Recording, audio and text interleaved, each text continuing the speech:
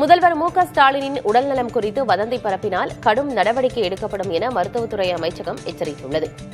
Chennai cream சாலையில் உள்ள Apollo மருத்துவமனையில் முதல்வர் ஸ்டாலின் சிகிச்சை பெற்று வரும் நிலையில் அவரது உடல்நிலை குறித்து சமூக வலைதளங்களில் தவறான தகவல் மற்றும் வதந்திகள் பரப்பப்படுகின்றன. அப்பல்லோ மருத்துவமனை வெளியிடும் அறிக்கையை தவிர மற்ற எந்த தகவல்களும் உண்மையில்லை என தெரிவித்துள்ள மருத்துவத்துறை தவறான தகவல்களை பரப்பினால் கடும் நடவடிக்கை எடுக்கப்படும் என எச்சரித்துள்ளது.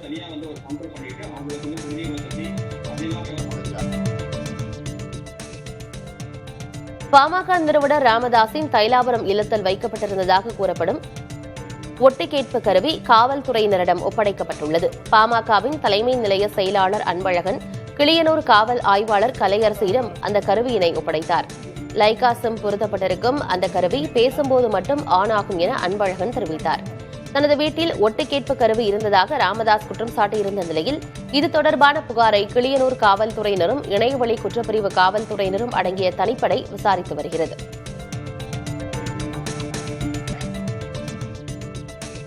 கால்நடை மருத்துவ படிப்பில் அரசு பள்ளி மாணவர்களுக்கான சிறப்பு பிரிவு கலந்தாய்வு நடைபெற்றது. சென்னையில் உள்ள தமிழ்நாடு கால்நடை மருத்துவ அறிவியல் பல்கலைக்கழக வளாகத்தில் நடைபெற்ற கலந்தாய்வில் 7.5% இடஒதுக்கீட்டின் கீழ் 45 அரசு பள்ளி மாணவர்கள் தேர்ந்தெடுக்கப்பட்டனர். கலந்தாய்வில் பங்கேற்ற அமைச்சர் அனிதா ராதாகிருஷ்ணன் 7.5% இடஒதுக்கீட்டின் கீழ் முதல் 10 இடங்களை பெற்ற அரசு பள்ளி மாணாக்கருக்கு சேர்க்கை ஆணைகளை வழங்கினார்.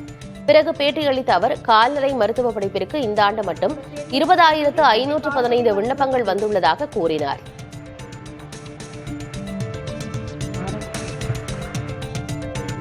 திமுகவின் ஓரணியில் தமிழ்நாடு உறுப்பினர் சேர்க்கை விவகாரம் தொடர்பாக உச்சநீதிமன்றத்தில் அதிமுக நிர்வாகி கேவியட் மனு தாக்கல் செய்துள்ளார். ஓரணியில் தமிழ்நாடு என்ற பெயரில் நடத்தப்படும் உறுப்பினர் சேர்க்கைக்கு ஓடிபி பெறுவதை தவிர்த்து அதிமுக நிர்வாகி ராஜ்குமார் உயர்நீதிமன்ற மதுரை கிளையில் மனு தாக்கல் செய்தார். மனுவை விசாரித்த நீதிபதிகள் ஓடிபி பெற இடைக்கால தடை விதித்தனர்.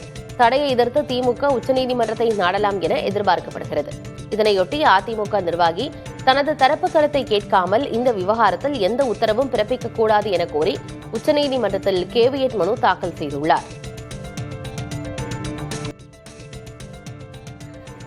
அங்கன்வாடியில் பயிலும் குழந்தைகளுக்கு கெட்டுப்போன முட்டை வழங்கப்பட்டால் சம்பந்தப்பட்ட நபர்கள் மீது நிச்சயம் நடவடிக்கை எடுக்கப்படும் என அமைச்சர் கீதா ஜீவன் எச்சரிக்கை விடுத்துள்ளார். தூத்துக்குடி PNT காலனியில் நடைபெற்ற உங்களுடன் ஸ்டாலின் சிறப்பு முகாமில் அமைச்சர் கீதா ஜீவன் பங்கேற்றார். அப்போது பேட்டியளித்த அவர் ஸ்ரீவைகுண்டம் பேரூராட்சி அங்கன்வாடி மையத்தில் கெட்டுப்போன முட்டை வழங்கப்பட்ட விவகாரத்தில் சம்பந்தப்பட்ட ஊழியர் தற்காலிக பணி நீக்கம் செய்யப்பட்டுள்ளதாகவும் கூறினார்.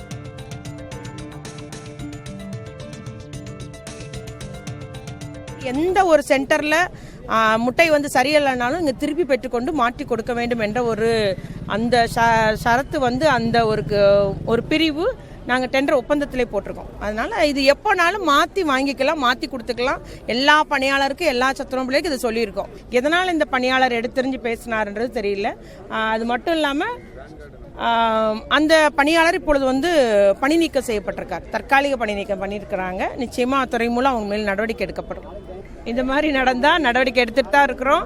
இதை மாதிரி அரசுக்கு கெட்ட பேர் பண்ணாங்க இல்லாத போல பேசுறவங்களையும் அரசு உடனடியாக நடவடிக்கை எடுக்கும்.